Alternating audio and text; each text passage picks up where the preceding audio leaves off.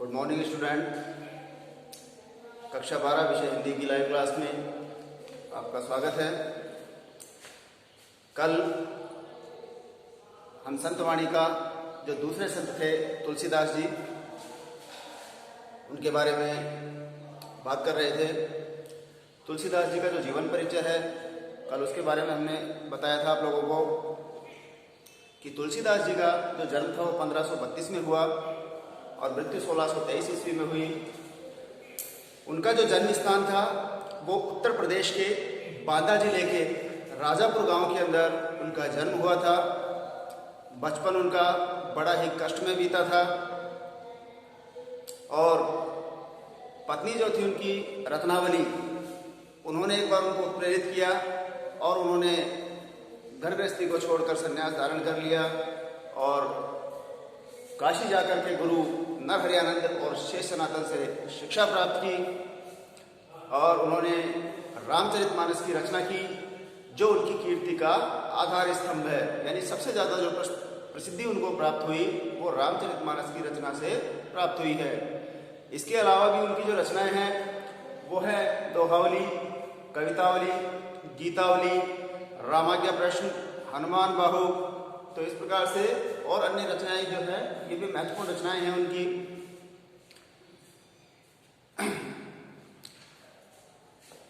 तो ये उनका जीवन परिचय था जिसके बारे में हम लोगों ने बात की।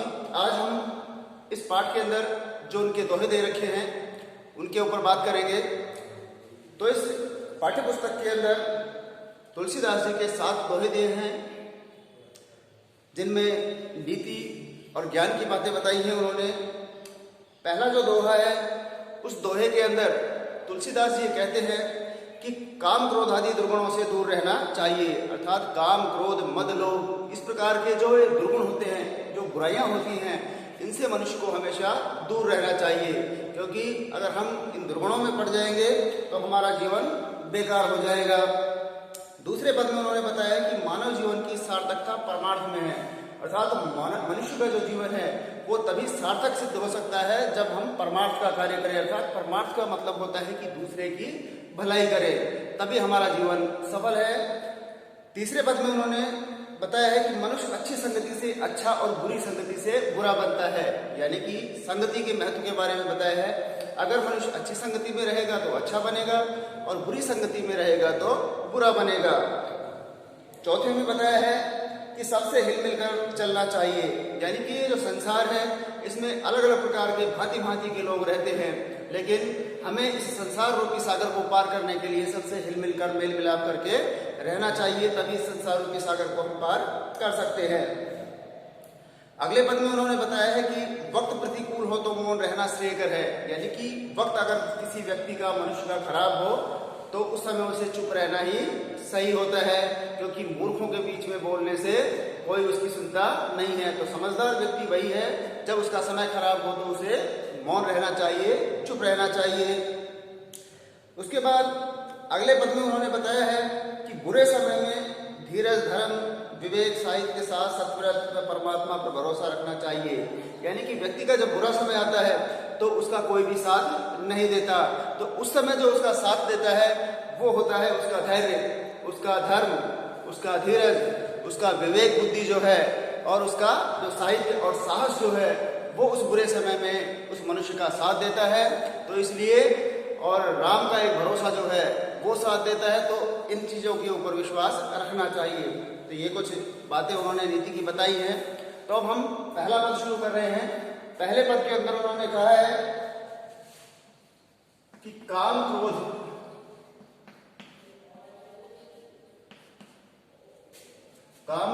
मद लोभ रख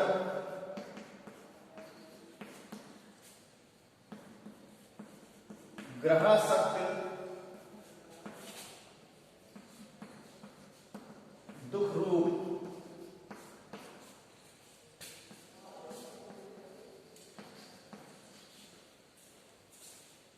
देखी जानही रघुपति मूड परे भवभू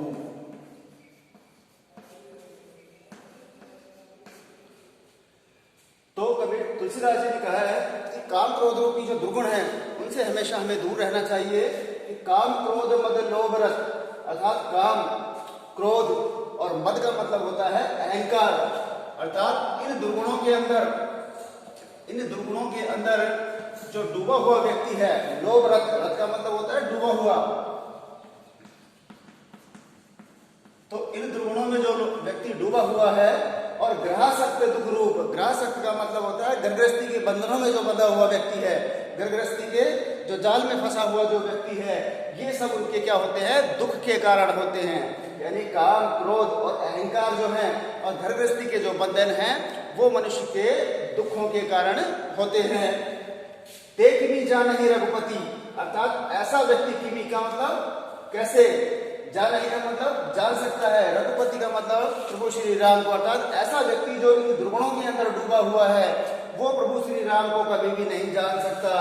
और मूढ़ परे भव को, मूढ़ का मतलब होता है मूर्ख, भव का मतलब होता है संसार और कूप का मतलब होता है कुआं। तो इन मानवीय दुर्गुणों में जो डूबा हुआ व्यक्ति है, गर्भगृहस्थी के बंधनों में बंधा हुआ जो व्यक्ति है, ऐसा व्यक्ति कभी भी प्रभु श्री राम को नहीं जान पाता है। और ऐसा मूर्ख व्यक्ति जो होता है वो इस संसार रूपी कुआं जो है उसके अंदर डूब जाता है, उसके अंदर गिर जाता है। तो पहले पद के अंदर इन काम क्रोध आदि जो दुर्गुण होते हैं इनसे दूर रहने की बात तुलसीदास जी ने कही है। अगला पद देखिए, अगले पद में कहते हैं वो कहीं पे है, कहीं पे कह रसना रची, अरे सुनी पे कह किए कान,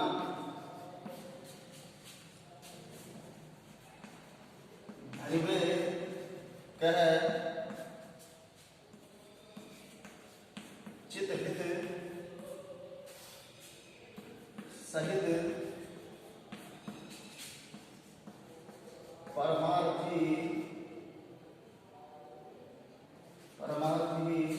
सुजान। अर्थात कहीं पे कहे रसना रची, अर्थात ईश्वर ने हमें अपनी बात कहने के लिए रसना, रसना का मतलब होता है जीव या वाणी, अर्थात कहने के लिए हमें जीव या वाणी दी है प्रभु ने। और सुनिबे कह किए कान, और सुनने के लिए हमें क्या दिए हैं, कान दिए हैं। और धरिबे कह चित हित सहित, और धारण करने के लिए हमें चित, चित का मतलब होता है मन, बातों को धारण करने के लिए हमें क्या दिया है, मन दिया है। और ये जो इंद्रियां हैं इन इंद्रियों को परमार्थी सुजान, अर्थात परमार्थ का मतलब परोपकार, दूसरों की भलाई, अर्थात इन इंद्रियों का प्रयोग जो व्यक्ति किसमें करता है, दूसरों की भलाई में करता है, वही व्यक्ति क्या कहलाता है, ज्ञानी कहलाता है। सुजान का मतलब होता है ज्ञानी। यानी कि जो इंद्रियां हमें प्रभु ने दी हैं, कहने के लिए हमें जीव या वाणी दी है, सुनने के लिए कान दिए हैं और धैर्य को धारण करने के लिए मन दिया है, तो ये सभी इंद्रियों को हमें कहाँ लगाना चाहिए, परमार्थ, अर्थात दूसरों की भलाई के लिए लगाना चाहिए। और जो व्यक्ति इन इंद्रियों को दूसरों की भलाई के लिए लगाता है वही व्यक्ति संसार के अंदर ज्ञानी होता है। उसके बाद अगला जो पद दे रखा है उसके अंदर तुलसीदास जी ने संगति के बारे में बताया है कि जो व्यक्ति अच्छी संगति में रहेगा अच्छा बन जाएगा और बुरी संगति में रहेगा तो वो बुरा बन जाएगा। देखिए, तुलसी भलो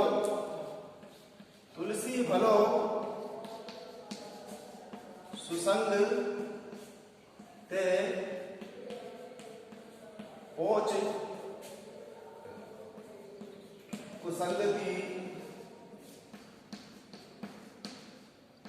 सोई नाव किन्नरी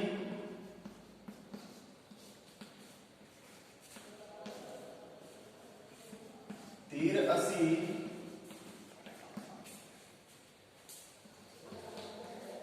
लोह दिलो कहू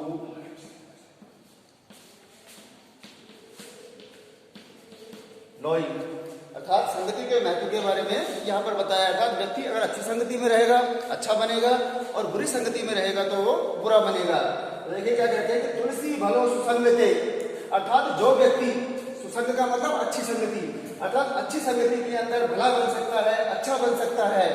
पोच कुसंगति सोई, तो वही व्यक्ति बुरी संगति में क्या बन जाएगा, बुरा भी बन जाता है। यानी कि संगति का बहुत फर्क पड़ता है। जो आदमी अच्छी संगति के अंदर अच्छा बन सकता है वही व्यक्ति बुरी संगति के अंदर क्या बन जाएगा, बुरा बन जाएगा। नाव किन्नरी तीर असी, अर्थात लोहे का जो टुकड़ा होता है वो नाव के साथ लगकर कहां पर, किनारे के ऊपर लग जाता है। अर्थात नाव के अंदर लगा हुआ जो लोहा होता है वो नाव के साथ में तैयार करके और किनारे तक पहुंच जाता है। और तीर असी, असी का मतलब होता है तलवार या घातक हथियार। अर्थात उसी लोहे से जब घातक हथियार बन जाता है तो वो क्या हो जाता है, निंदा का पात्र हो जाता है। यानी कि लोहा जो है वो नाव के साथ तो लग करके और किनारे को पकड़ लेता है, अर्थात पार हो जाता है, लेकिन जब उससे हथियार बन जाता है तो वो लोगों के लिए निंदा का पात्र हो जाता है।